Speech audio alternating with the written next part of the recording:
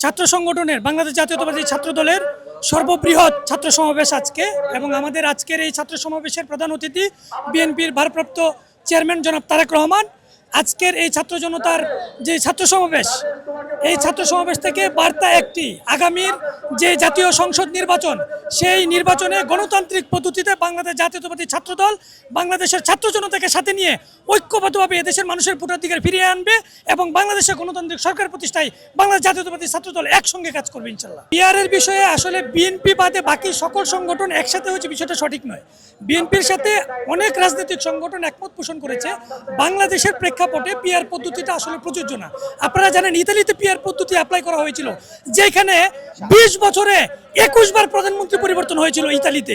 অতএব পিআর পদ্ধতি যে সঠিক পদ্ধতি না এবং সময় উপযোগী পদ্ধতি না, সেটা কিন্তু অনেকগুলো রাষ্ট্রে সেটা অ্যাপ্লাই করে প্রমাণিত হয়েছে। তারপরে পিআর পদ্ধতি নিয়ে বাংলাদেশে যেই কয়েকটি সংগঠন, এটা জানেন, যাদের ভোট নাই, যাদের এদেশের মানুষ প্রত্যাখ্যান করে, তারা পিআর পদ্ধতি চায়। পিআর পদ্ধতিটা এরকম, আপনি নির্বাচনে হেরে গেলেও আপনি সংসদ সদস্য হবেন, এটা হলো পিআর পদ্ধতি। ধরেন 3 ম্যাচের একটি সিরিজ চলছে বাংলাদেশ এবং পাকিস্তানের বা ইন্ডিয়ার সাথে, এখানে আপনি ওই 2টা ম্যাচ জেতার পরেও আরেকটা ম্যাচ জিতলো, সে যখন মোট রান সংখ্যা বেশি হলে সে সিরিজ জিতবে। বিষয়টা কি আসলে এরকম?